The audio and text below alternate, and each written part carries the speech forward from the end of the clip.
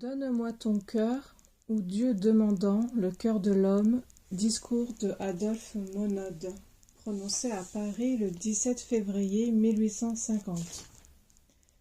Première partie.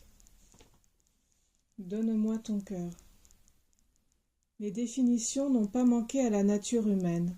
Point de philosophe qui n'ait essayé de la sienne. L'homme en a-t-il été beaucoup mieux connu ? La Bible, le plus pratique des livres et le moins systématique, suit une marche inverse. Au lieu de définir l'homme sans le révéler, elle le révèle sans le définir. Le voici peint dans mon texte, indirectement, occasionnellement, d'un seul trait, mais d'un trait qui porte la lumière jusqu'à la racine des choses, et où vous allez vous reconnaître tout entier. L'homme est une créature qui a un cœur à donner. Le fond de l'homme, c'est l'homme moral, et le fond de l'homme moral, c'est le cœur. Par le cœur, je n'entends pas ici les affections tendres, encore moins les vives démonstrations.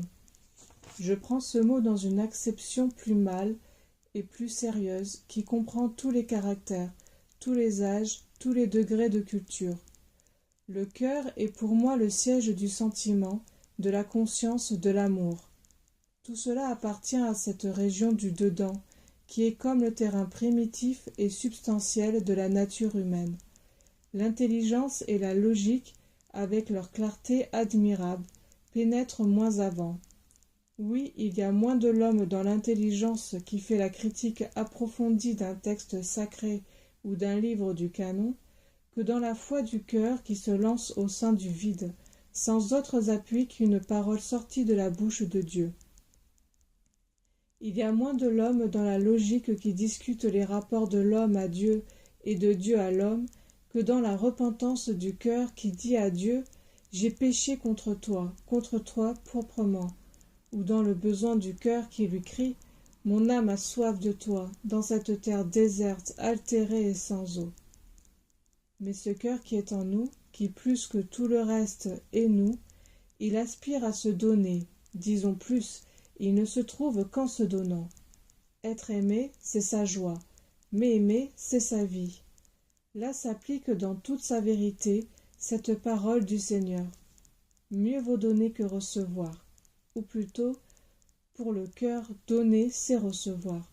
Donner libéralement, c'est recevoir abondamment. Et pour se posséder tout entier, il faut se donner sans réserve. Faute de cette nourriture naturelle, notre cœur se replie sur nous-mêmes, je devrais dire contre nous-mêmes, et tournant à l'égoïsme, ronge, sans se rassasier, le sein qui le renferme. Donner, il nous porterait, garder, il nous pèse. Donner, il nous ferait vivre, garder, il nous tue. Aussi n'y a-t-il personne qui ne cherche un lieu de repos pour son cœur. Et si l'homme intérieur de tous ceux qui sont rassemblés devant moi venait à s'ouvrir en ce moment, ce temple, et j'en pourrais dire autant du monde entier, apparaîtrait comme un grand théâtre où chacun apporte son cœur, cherchant à qui le donner. C'est au cœur engagé dans cette recherche que Dieu répond dans mon texte. À moi. Réponse plus sensible encore et plus touchante dans une traduction toute littérale. Donne, mon fils, ton cœur à moi.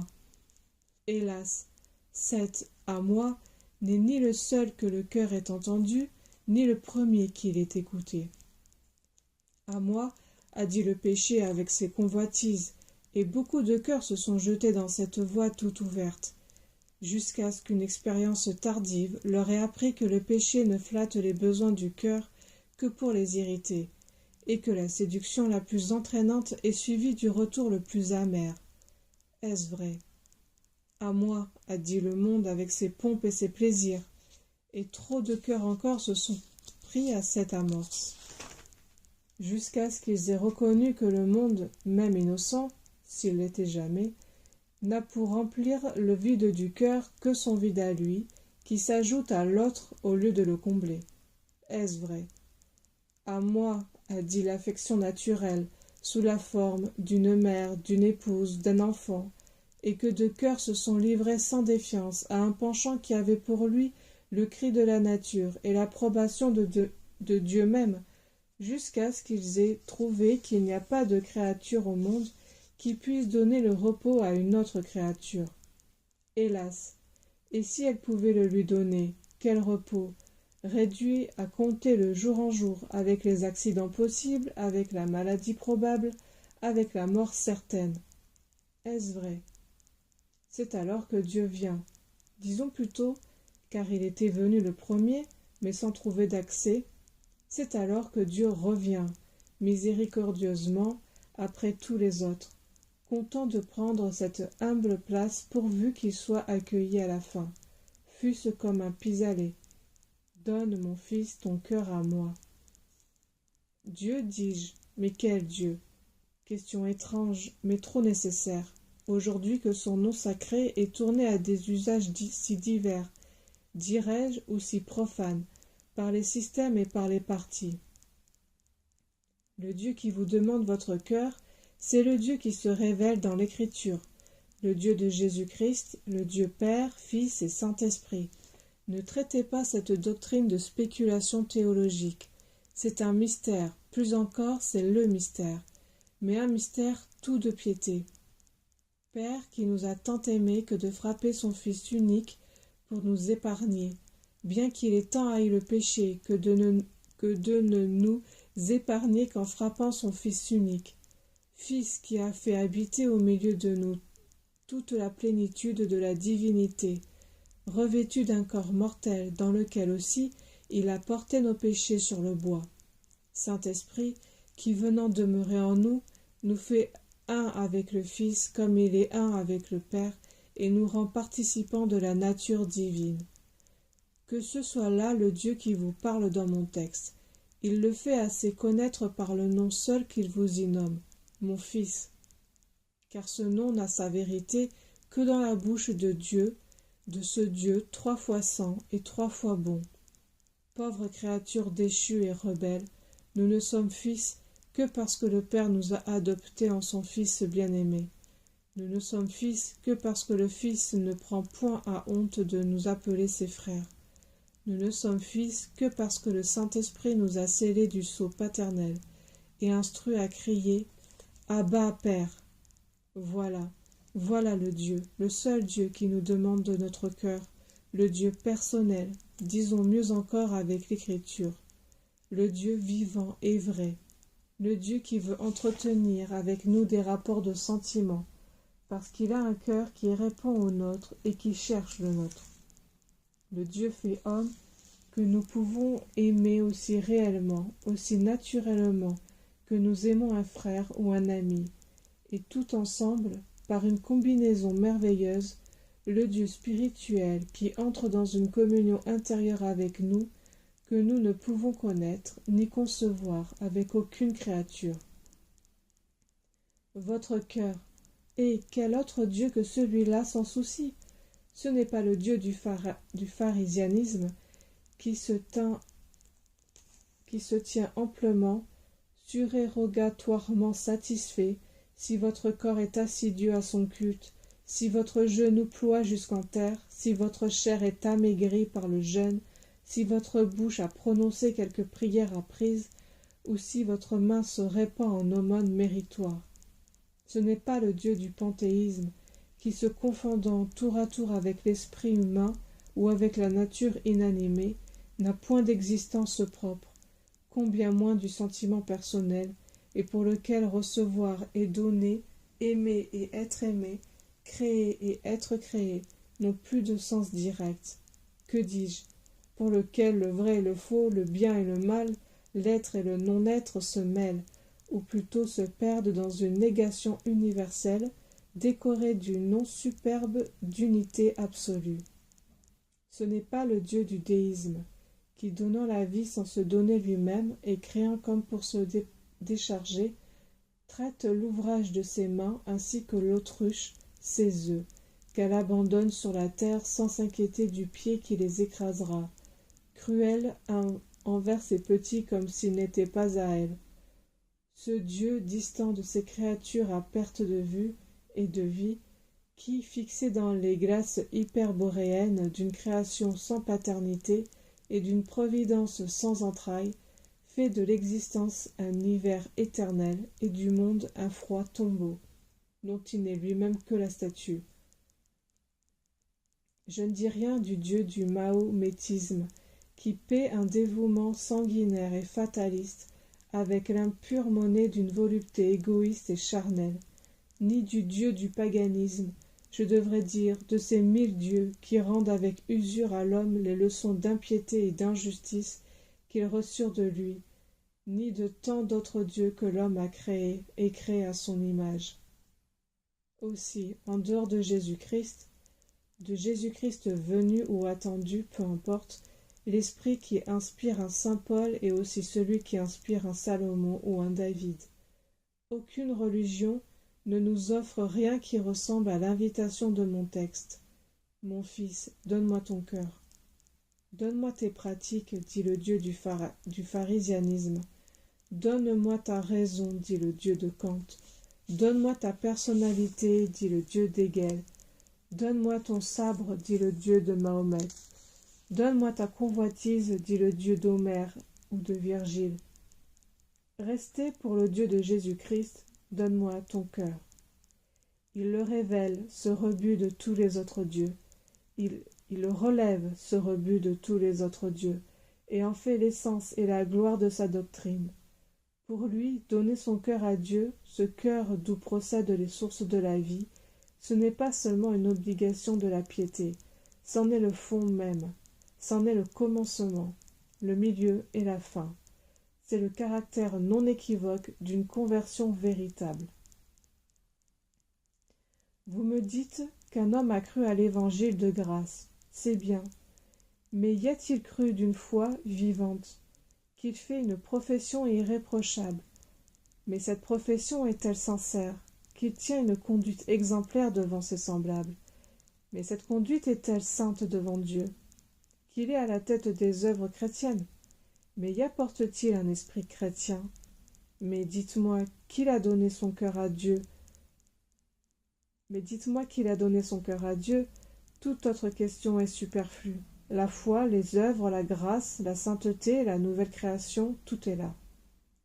Eh bien, ce tout de l'Évangile, vous qui ne l'avez pas, et qui sentez en vous-même qu'il vous manque, car c'est vous seul que j'en veux faire juge.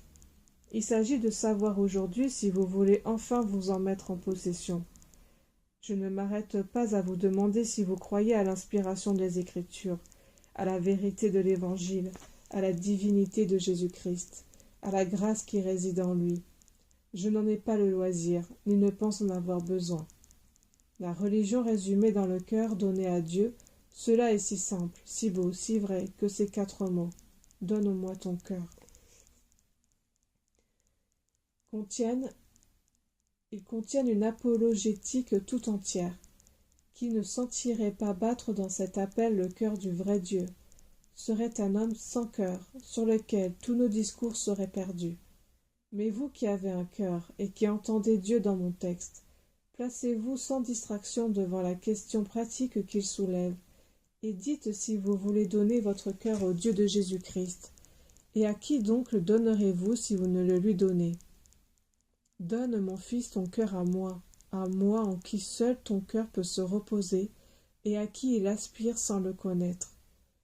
Mélange incompréhensible d'incrédulité et de foi, le cœur irrégénéré a toujours, comme la ville d'Athènes, un autel élevé au Dieu inconnu, qu'il cherche comme en tâtonnant, quoiqu'il ne soit pas loin de chacun de nous, puisque c'est en lui que nous avons la vie, le mouvement et l'être. Eh bien, ce Dieu inconnu est celui que je vous annonce, comme saint Paul aux Athéniens. Tout ce que votre cœur réclame pour se donner sans réserve, et qui, manquant à toutes les créatures, l'a empêché de se donner ainsi à aucune d'elles, il le trouve dans le Dieu de Jésus-Christ, sans qui il ne verrait jamais ses besoins satisfaits. Que dis-je? Sans qui il n'en serait jamais bien éclairci, car ce Dieu vivant les satisfait, et nous les révèle tout à la fois. Prenez entre les créatures ce que vous connaissez de plus aimable et de plus aimé. N'est-il pas vrai que vous ne pouvez essayer de vous livrer à son amour sans trouver bientôt une barrière qui arrête impitoyablement l'élan de votre cœur et qui semble vous dire avec un défi amer Tu viendras jusqu'ici, tu n'iras pas plus loin. Pourquoi cela? C'est que cette créature est mortelle. Pas un jour au matin duquel vous n'ayez sujet de vous dire « Elle peut m'être enlevée avant que le soir soit venu ». Pour que cette forme visible qui est le plaisir de mes yeux et le désir de mon âme aille s'ajouter à ces ossements de mort et à cette impureté qui s'entasse de génération en génération dans le sein du sépulcre, que faut-il? Vous ne savez, c'est une question de temps. Mais si vous pouviez donner votre cœur à un objet dont rien au monde ne vous dût séparer, et auquel il vous fut permis de vous livrer avec la joie de la vie, avec la fraîcheur de la vie, avec la sûreté de la vie, avec la puissance immortelle de la vie, eh bien ce Dieu que je vous annonce est ce que votre cœur demande. Il est le même hier, aujourd'hui, éternellement. Tenez-vous à lui, il ne vous échappera point. Appelez-le, il vous répondra toujours. Comptez sur lui, il ne vous manquera jamais. Et quand vous viendrez à manquer vous-même, ce sera pour aller ailleurs le contempler sans voile et vous unir à lui sans empêchement. Pourquoi encore? C'est que cette créature, fût-elle immortelle, est finie. Comment répondrait-elle aux besoins infinis de votre cœur? Renfermée dans les étroites limites de la chair, contrainte dans sa volonté, bornée dans ses lumières, également incapable et de témoigner tout ce qu'elle sent et de sentir tout ce que votre cœur attend du sien, qui est-elle pour vous suffire? Dans un moment d'entraînement peut-être, touché de tant de dévouement, de tant d'attrait, de tant de mérites divers, vous pensez n'avoir rien à désirer dans votre bonheur que de le voir continuer. Mais le moment d'après, rentré en vous-même et revenu de vos tendres illusions, ce cri vous échappe, en dépit de vos efforts pour le comprimer. Et pourtant, ce n'est pas cela. Mon cœur demande autre chose. Eh bien, cette autre chose, cet infini qui remplira, qui débordera toute la capacité de votre cœur, vous le trouverez dans le Dieu que je vous annonce, dans ce Dieu qui possède sans mesure la lumière, la puissance, la vérité, la vie, que dis-je, qui est lui-même tout cela, et du sein duquel découle, comme d'un trésor inépuisable, tout ce qui sur la terre a quelque part à ses noms sacrés. Fragments disséminés de celui qui est, la lumière, la puissance, la vérité, la vie, vous ramènent tout à Dieu, comme autant de ruisseaux divergents à leur source commune. Et en vous attachant à lui, vous recueillerez la variété infinie de tous les dons dans une immuable unité. Pourquoi enfin? C'est que cette créature est pécheresse et réduite à dire avec vous, pour peu qu'elle se connaisse, « Je sais qu'en moi n'habite aucun bien ». Et vous pourriez vous abandonner à elle sans réserve? Quoi? Cette créature déchue pour qui vous avez à solliciter le pardon de Dieu comme pour vous, en qui vous retrouvez le même combat de l'esprit contre la chair qui se livre en vous, chez qui vous avez à supporter chaque jour les infirmités et les faiblesses qu'elle a à supporter de chez vous, c'est en elle que vous devriez chercher, que vous pourriez trouver ce que votre cœur demande. Oh, l'indigne pensée! Donnez de l'air à ce malheureux qui se débat contre une atmosphère privée du principe de la vie. Donnez du jour à ce prisonnier qui gémit dans un cachot souterrain, loin de la douce clarté du soleil. Donnez du pain à qui a faim, de l'eau à qui a soif, et donnez au cœur de l'homme, pour objet de son attachement suprême, un être saint, innocent, sans tache, séparé des pécheurs, tel enfin que son amour soit la sainteté du cœur, et son service la sainteté de la vie. Eh bien, à ces traits, comment méconnaître le Dieu que je vous annonce? Oui, mon frère, donnez votre cœur au Dieu de Jésus-Christ, ce Dieu éternel, ce Dieu infini, ce Dieu saint, est seul fait pour votre cœur, et votre cœur pour lui seul. C'est lui que votre cœur réclamait, avant de l'avoir connu, et combien plus le réclamerait-il s'il a commencé de le connaître? C'est assez que vous l'ayez seulement entrevu pour qu'il vous soit désormais impossible de vous reposer ailleurs qu'en lui. Le cœur de l'homme est ainsi fait, Grâce en soit rendue à celui qui l'a formé, qui ne peut arrêter son attachement nulle part s'il conçoit la possibilité de le porter plus haut. Vous aurez beau remonter toute l'échelle des créatures, de plus digne en plus digne, quelque chose vous pressera toujours de monter encore. Toujours vous entendrez, comme les deux témoins de l'Apocalypse, une voix du ciel vous disant « Monte ici ». Et tant qu'il y aura un Dieu dans l'univers, rien de moins ne saurait contenter votre cœur. Lui ou personne, lui ou un vide affreux et un dégoût amer. Je dis plus, lui pour la joie de votre cœur ou lui pour son tourment. Sa charité ne saurait vous permettre aucun repos loin de lui. Votre ivresse, il la dissipera. Votre entraînement, il le glacera. Votre coupe de délices, il l'empoisonnera. Vos attachements idolâtres, il appellera contre eux la séparation, la maladie, la mort, jusqu'au jour que, dépris de la créature, vous vous jetiez enfin, fût-ce de fatigue, de soif, de désespoir, dans son sein paternel, et que vous apprendrez à vous écrier avec le psalmiste « Quel autre ai-je au ciel? Aussi n'ai-je pris plaisir sur la terre qu'en toi seul. Que mon cœur et ma chair soient consumés. Dieu est le rocher de mon cœur et mon partage à toujours. » Mon partage, parce qu'il est le rocher de mon cœur, où ce cœur peut appuyer de tout son poids sans crainte de le voir céder à jamais. Donne, mon fils, ton cœur à moi qui, avant de te le demander, ai commencé par te donner le mien. L'amour appelle l'amour, et cet appel est le plus irrésistible de tous. On vous dit, vous êtes obligé d'aimer cette personne, et votre cœur peut ne pas se rendre, il peut même éprouver une tentation de résistance, par le secret plaisir qu'il trouve à constater sa liberté.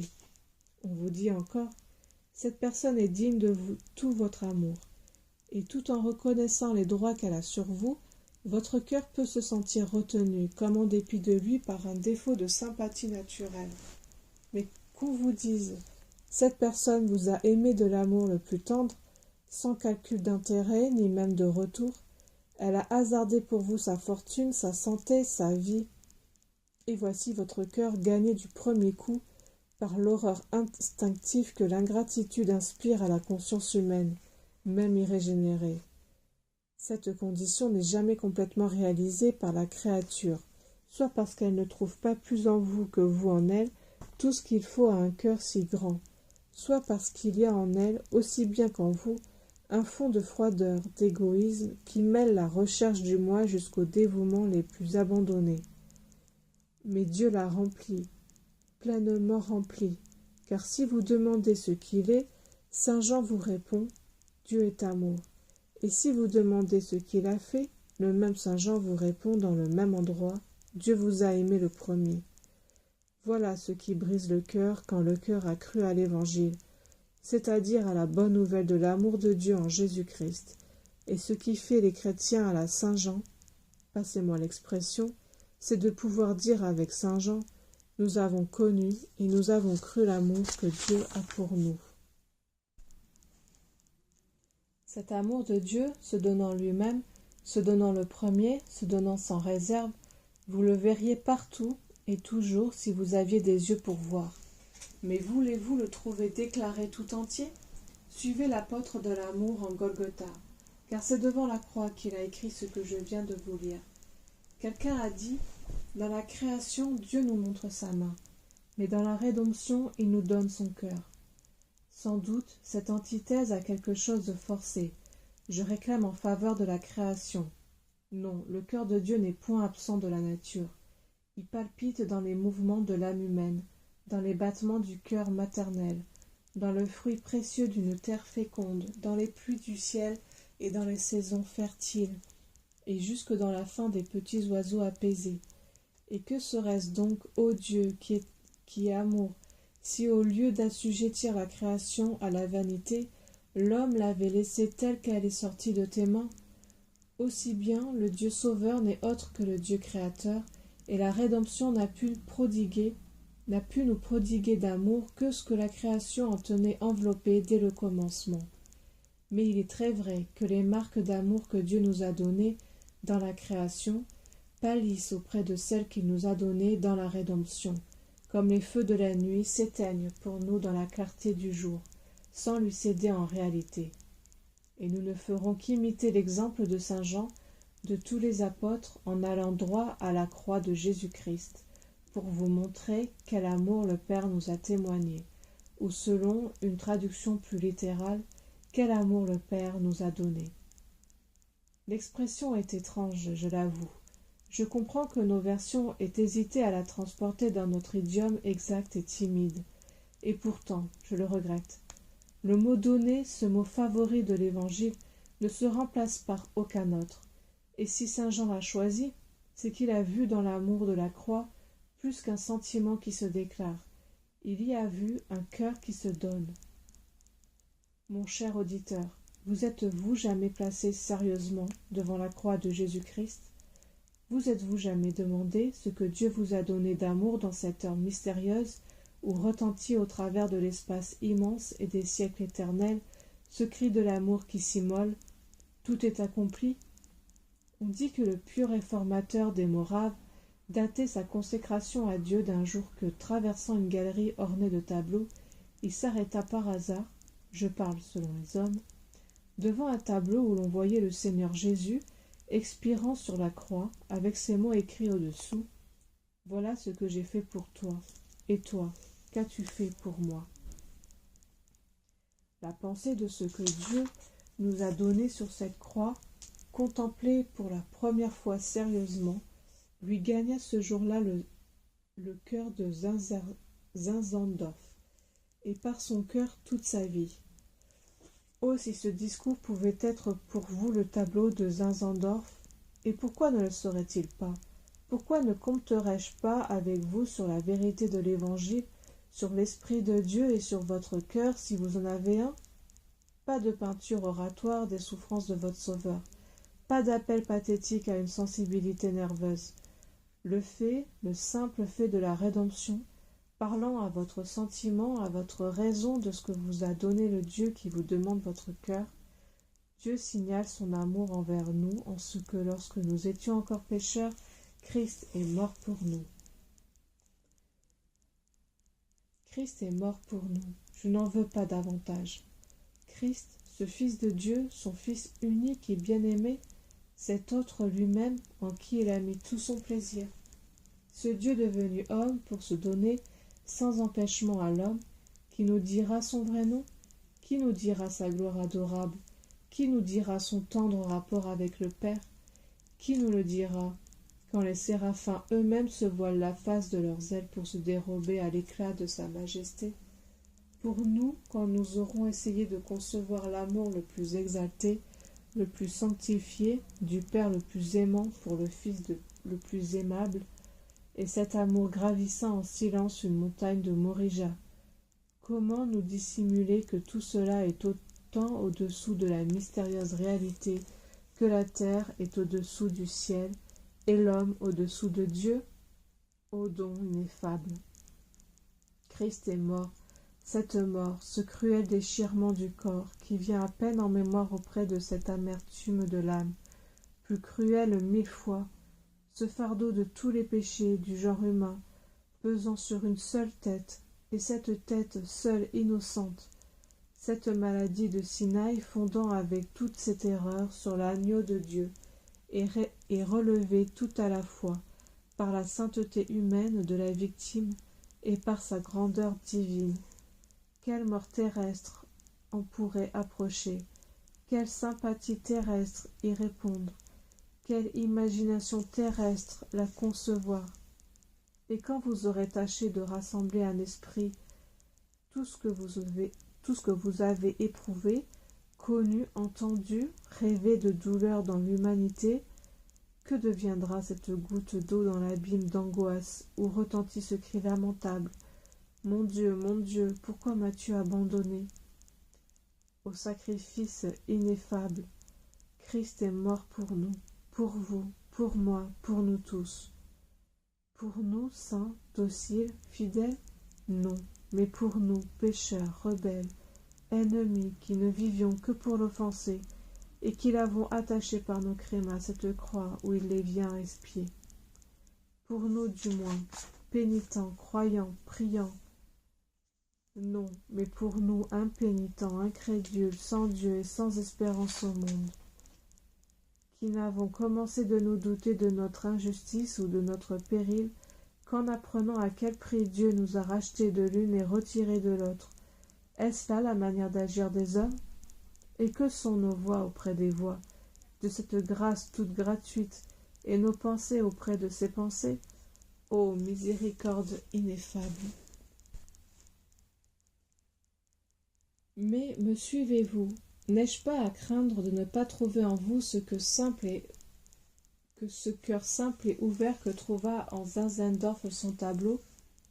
Vos notions de Dieu et de sa justice, de vous-même et de vos péchés, de Jésus et de son œuvre, sont si confuses et si incertaines que ce qui perce le cœur du jeune réformateur ne vous apparaît peut-être à vous que comme une histoire apprise dès l'enfance, et qui ne vous parle plus qu'un langage effacé.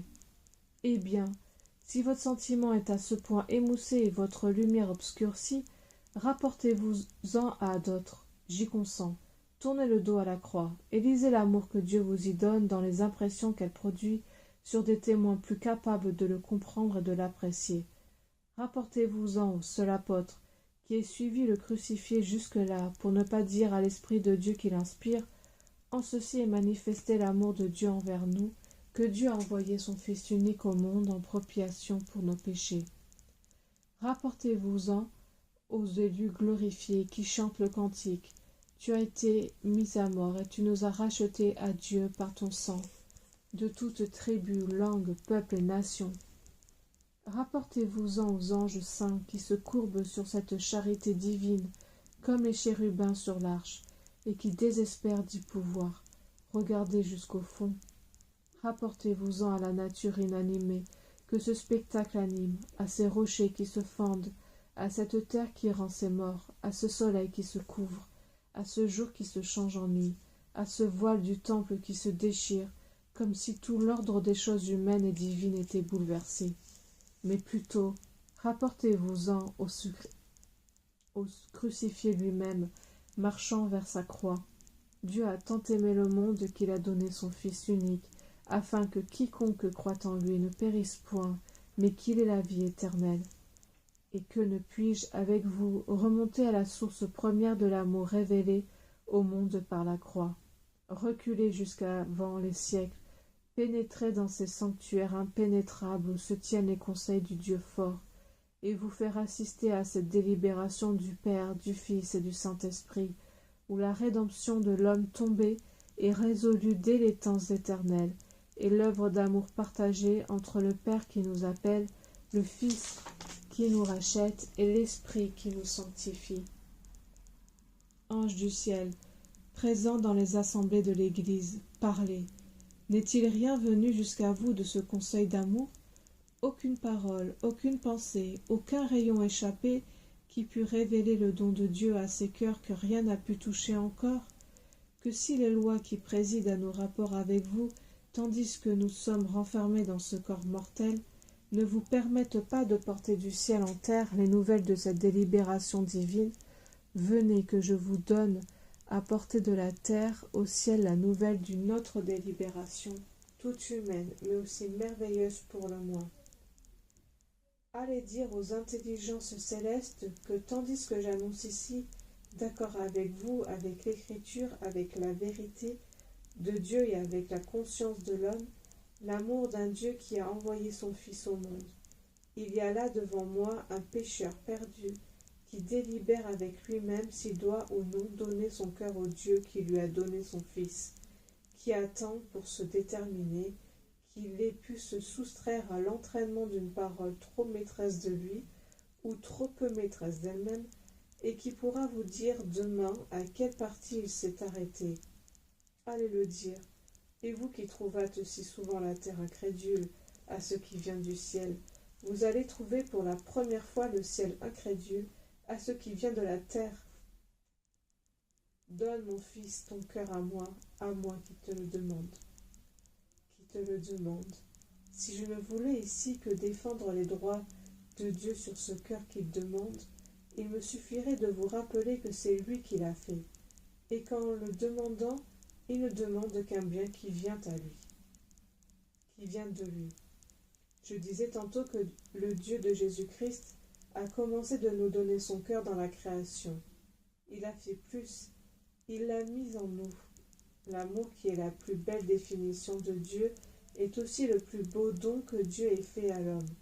Si la créature est aimante, c'est parce que le Créateur est amour. Et qui donc a les premiers droits sur cette puissance d'aimer, sinon celui qui l'a déposé en nous avec son image? Quoi? Cette énergie du dévouement, cette chaleur d'affection, ce besoin de communication, tous ces sentiments à la fois si vifs et si tendres, par lesquels il s'est non seulement montré, mais peint au-dedans de nous, seraient pour tout le monde, excepté pour lui? Arrière cet égarement impie et cet excès d'ingratitude. Mais plus il serait odieux, moins je crois nécessaire de m'y arrêter.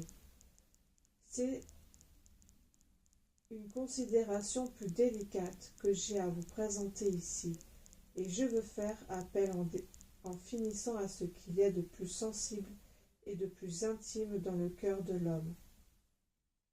Quand Dieu se présente devant vous et vous dit « Donne, mon fils, ton cœur à moi », quand il reconnaît en vous un cœur à donner et qu'il vous invite, passez-moi l'expression, à lui accorder la préférence, ne vous semble-t-il pas que les rôles sont intervertis par une condescendance infinie, que vous entendez aujourd'hui comme une prière de Dieu qu'il appartient à l'homme d'exaucer, et que vous êtes appelé pour la première fois à faire quelque chose pour celui qui a tout fait pour vous? Loin, loin de nous, faut-il le dire, toute pensée qui pourrait porter la moindre atteinte à la grandeur infinie, à la félicité immuable de ce roi des rois, qui n'a pas besoin de l'homme pour le servir, ni du Fils de l'homme pour lui venir en aide. Le Tout-Puissant reçoit-il quelque plaisir si tu es juste, ou quelque avantage si tu marches dans l'intégrité? Mais la grandeur de Dieu, après tout, n'est pas une grandeur d'insensibilité, ni la félicité de Dieu, une félicité froide et impassible. Le Dieu de Jésus-Christ est un Dieu vivant, en qui se meut un esprit d'amour et de sympathie.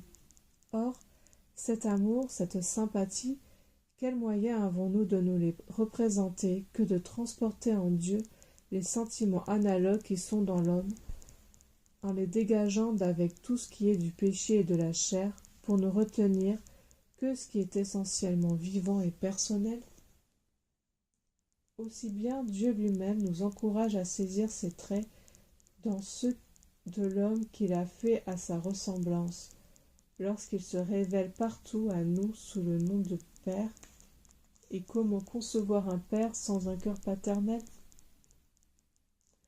Mon texte est tout pénétré de cette pensée. Dieu s'y compare si véritablement à un père que l'on ne sait proprement si c'est un père terrestre ou le Père céleste qu'il parle.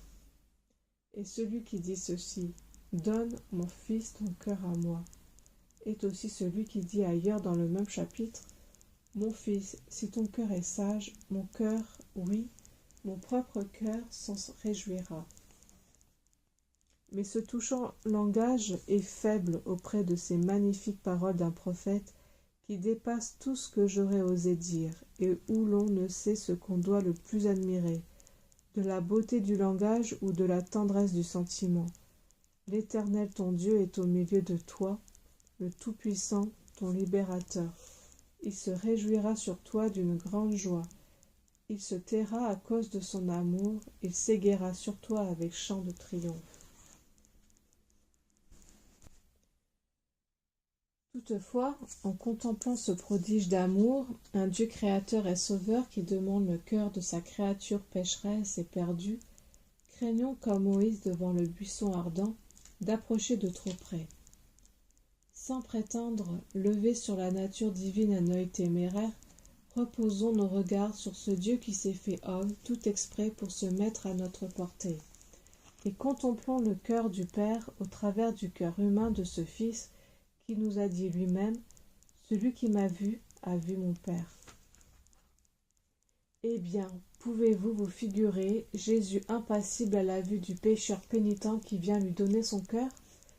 Impassible, lui qui se compare au bon berger, s'en allant après sa brebis perdue jusqu'à ce qu'il ait trouvé et trouvé, la mettant sur ses épaules, bien joyeux et de retour dans sa maison, appelant ses amis et ses voisins et leur disant « Réjouissez-vous avec moi car j'ai trouvé ma brebis qui était perdue ».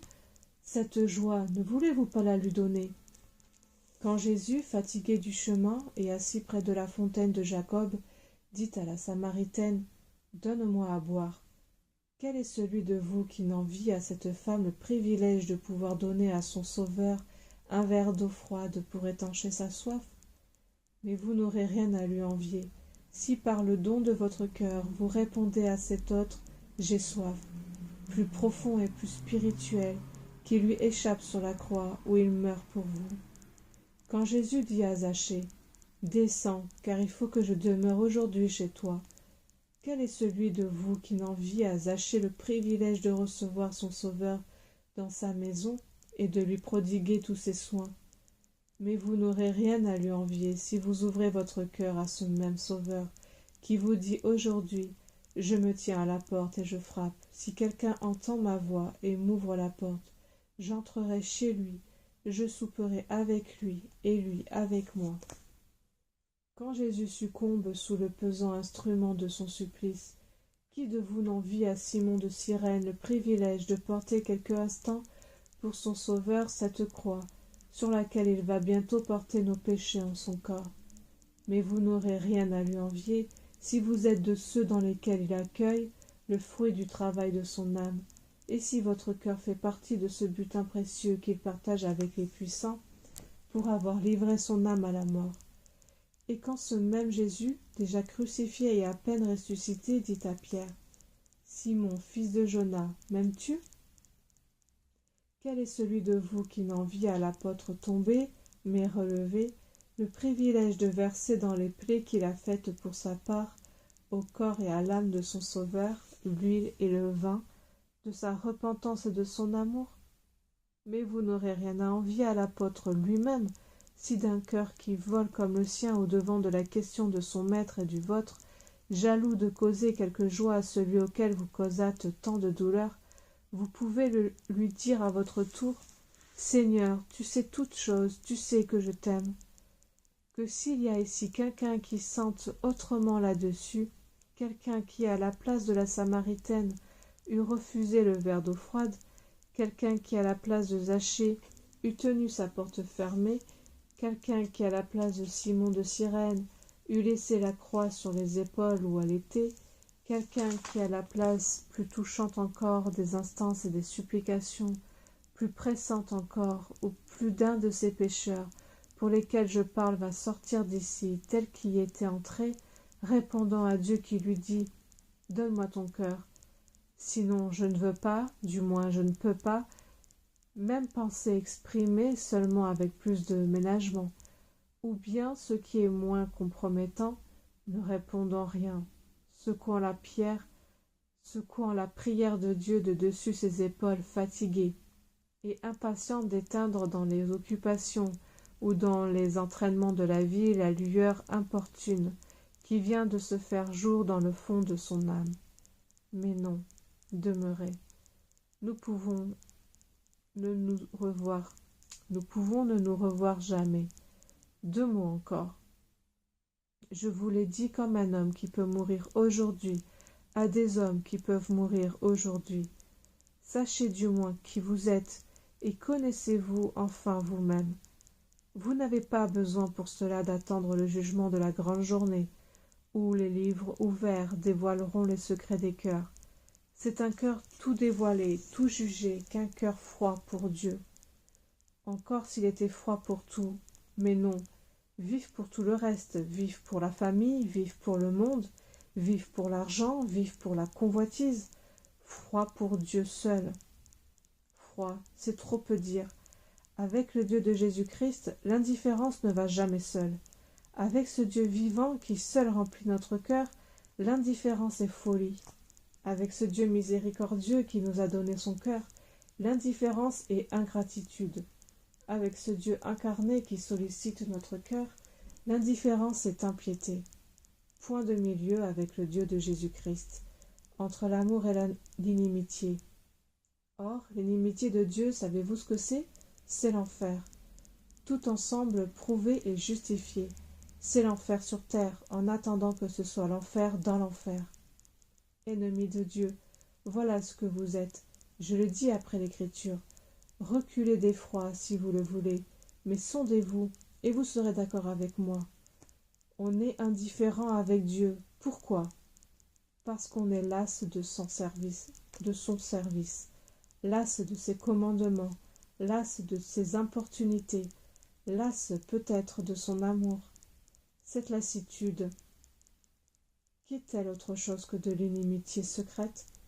Encore une fois, ennemis de Dieu, voilà ce que vous êtes. Je veux dire ce que vous avez été, ce que vous ne voulez plus être, ce que déjà vous n'êtes plus, si je lis bien dans vos cœurs.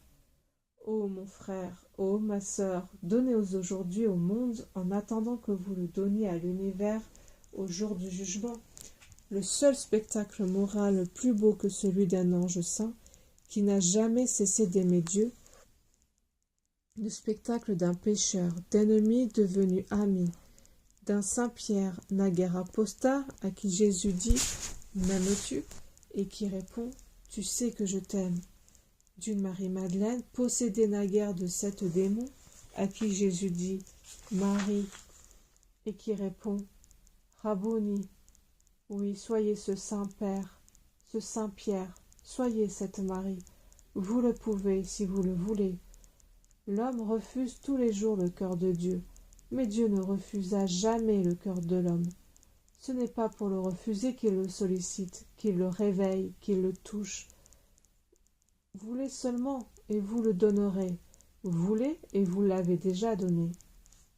Entourez-le, cet enfant prodigue, reprenant le chemin de la maison paternelle. Frères aînés qui est entré avant lui, prévenez-le par amour. Encouragez ses pas chancelants encore. Surtout, oh surtout, épargnez-lui le scandale de votre profession morte, et sachez bien si vous-même avez donné véritablement vos cœurs à Dieu. Et toi qui le vois quand il est encore bien loin, Père éternel, sors au-devant de lui, et tandis qu'il répand dans ton sein son humble confession, « Mon Père, j'ai péché contre le ciel et contre toi, je ne suis plus digne d'être appelé ton fils. » Qu'il sente battre ton cœur de père contre son cœur de fils, et qu'il entende sortir de ta bouche ce cri paternel, « Mon fils que voici était perdu, mais il est retrouvé. Il était mort, mais il est ressuscité. » Amen.